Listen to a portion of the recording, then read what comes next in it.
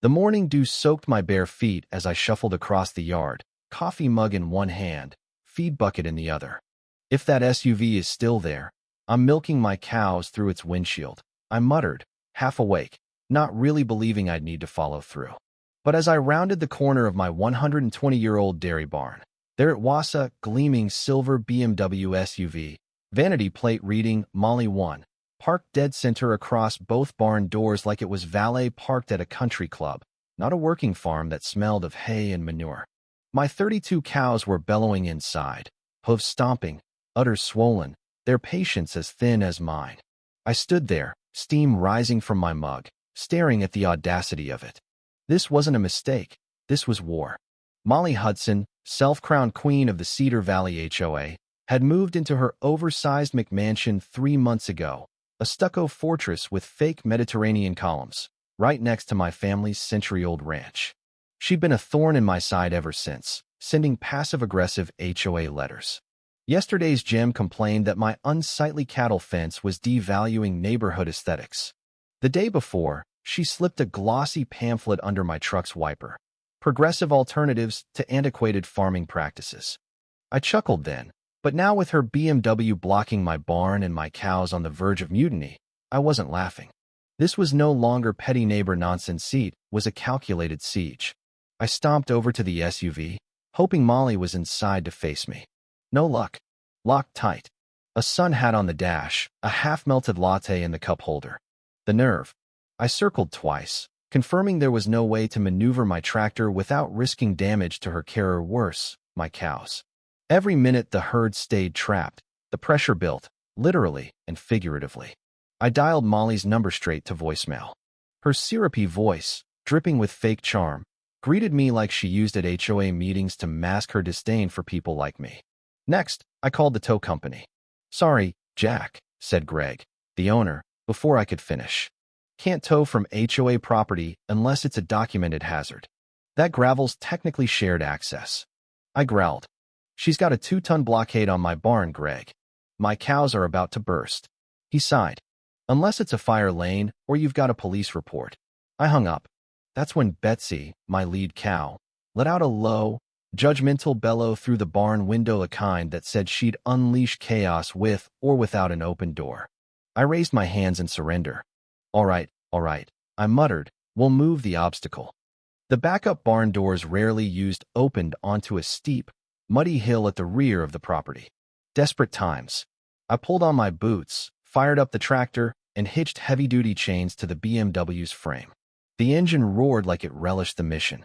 Inch by inch, I dragged Molly's pristine SUV through gravel, then thick, unforgiving mud. 5 minutes later, it sat in the cowpen, gleaming smugly. I unhooked the chains, swung open the rear doors, and 32 cows charged out like freed prisoners. Some galloped, some pranced, but all zeroed in on the shiny intruder. Betsy fogged the driver's window with her breath. Daisy nibbled the antenna. Mabel kicked mud onto the hood, and Rosie, God bless her, climbed halfway onto the bumper, mistaking it for a hay bale. By the time I climbed onto the barn loft for a better view, the BMW was a masterpiece of cow slobber, hoof prints, and a steaming pile of nature's finest. I laughed harder than I had in years. Then came the shriek, high-pitched and apocalyptic. Molly stood at the driveway's edge, clutching a designer purse, her perfectly coiffed hair frizzing in the humidity, her eyes locked on her defiled SUV, now the centerpiece of my cowpen. She didn't speak for 10 seconds, then pointed at me, voice trembling with rage. "This is vandalism, destruction of property. A lawsuit." I raised my mug, still warm, and called down. "Next time, try a visitor spot." The cows mooed, and what sounded like applause followed.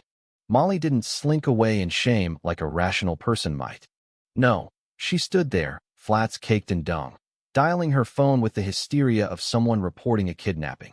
Her voice carried shrill accusations of criminal acts and health hazards. Meanwhile, Betsy leaned on the BMW's hood, groaning contentedly. I figured I had minutes before this escalated, so I whistled the cows toward the pasture. Rosie, obsessed with the side mirror, had to be dragged away. I towed the BMW out of the pen, parking it just outside the gate, mud crusted on the wheels, smears of something dubious on the doors, one mirror dangling. I headed inside, but Molly wasn't done. An hour later, 3 golf carts rolled up my driveway, HOA insignias gleaming like they were FBI vans. Molly led the charge, flanked by Martha, who wore her HOA badge like a sheriff's star, and Ted, who nodded to avoid conflict. Molly dismounted with the flair of a soap opera villain. "This man," she declared, voice pitched for the neighbors, "has damaged my vehicle, endangered our community, and unleashed aggressive livestock." I sipped my coffee from the porch. "Swarm? They're cows, not wasps." Martha brandished a clipboard, reciting, per subsection 14C, animal containment must prevent intrusion onto communal driveways. I pointed at the BMW's former spot. "Your car was on my land. I own every inch up to the water meter." "Measured it." Ted squirmed. Molly stepped closer, eyes blazing. "That's shared gravel." I tapped the brass boundary plaque from 1978. "Nope. 22 feet inside my line." Molly turned red. "The sheriff will settle this." I grinned. "Already called him. Got the tow on video. Want me to send it to your insurance?" Martha and Ted exchanged glances. Molly whispered something sharp. They nodded reluctantly and drove off. But I knew Molly, she wasn't retreating. She was reloading. Sure enough, the next morning, a yellow violation notice was taped to my fence. "Non-conforming roof, color me." Barn was red, classic barn red. Then came more. "Excessive noise before 8 a.m. My rooster, clearance for unapproved structures, my 1990s chicken coop." It was a petty blitzkrieg. I started a folder labeled Molly's Crusade, stuffing it with notices, photos, and videos. I added a trail cam by the driveway. On day 4, Molly upped the ante. A kid in a cheap security uniform stood at my gate, sunglasses too big, clipboard in hand. "This is a monitored access point," he said, like he was guarding Fort Knox. "Non-approved farm traffic must report." I blinked. "Son, you're on my driveway." He squinted at his clipboard. "You're violating rural commercial boundaries." I pulled out my phone, recording. "This man's obstructing legal access to a livestock operation. No badge, no authority. Leave, or I'll call the sheriff." He backed off, muttering. 10 minutes later, Molly paced her porch, phone to ear, fuming. I called my niece Sarah, a county livestock inspector with a knack for sniffing out nonsense. "Swing by for a surprise inspection," I said. "I want proof my farm's cleaner than Molly's conscience." 2 days later, Sarah arrived, boots on, with a camera crew filming a community agriculture segment. Molly watched from her porch as Sarah toured the farm, praising my model operation loud enough for the neighborhood to hear. Molly's face was a storm cloud.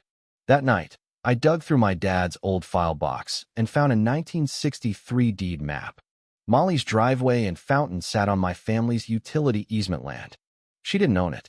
I called Tom, a retired surveyor, who confirmed Molly's landscaping encroached 6 feet onto my property. I drafted a cease and desist with a title attorney and filed a boundary review. When Molly got the notice, she went quiet for 2 days. Then she erupted, plastering mailboxes with flyers screaming, "Farmer threatens community peace." She held an HOA meeting on her lawn, waving a whiteboard labeled "Reclaim Our Streets." Only 15 people showed up, half for the cookies.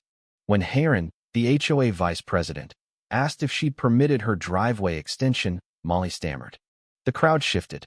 An anonymous envelope arrived containing screenshots of Molly's HOA group text called my barn an eyesore, my land a wet death, and admitted to parking on purpose to teach me control. I sent them to my attorney and shared copies with the cul-de-sac. The next day, Molly's illegal fountain was jackhammered out by an HOA crew. She screamed, but no one listened. A neighbor clapped. I planned a Willow Creek Farm day rides, milking demos, egg raffles. Flyers went up, permits filed. The neighborhood buzzed. On the day, families flooded in, kids chasing chickens, retirees pouring lemonade. Molly arrived at noon, white pants suit pristine, binder in hand. "This violates 5 ordinances," she hissed. I smiled. "Permits filed, sheriff approved. Hot dog teens, and Molly can't move me." Shirts giggled. A news crew ignored her, filming me by the well. Molly cornered Heron, but he shook his head as she stormed off. Clarence, the rooster, crossed her path. She tripped, flailing into a wheelbarrow of compost. The crowd gasped, then laughed. The video hit the internet, racking up thousands of views. 3 days later, Molly slid a letter under my door threatening legal action for emotional distress. I laughed, then unveiled my final movie, a barnwood sign by the drive, red letters blazing, private farm access only. Park here, you'll be milked. Molly slammed her door. I circulated a petition to oust her as HOA president. It needed 30 signatures. I got 52, including her ally Martha. At the next meeting, Heron read it calmly. Molly's speech fizzled. The vote was 87% to remove her. She vanished for 3 days. Then a moving truck loaded her life away. She drove off in her BMW, scratched, without a glance. The new couple in her house loved the cows. Kids rode bikes again. Cookouts returned. I sat on my porch, barn lights glowing, tow strap hanging inside as a quiet reminder. Molly thought she could bully a farmer. She forgot the cows and the man who'd fight for them.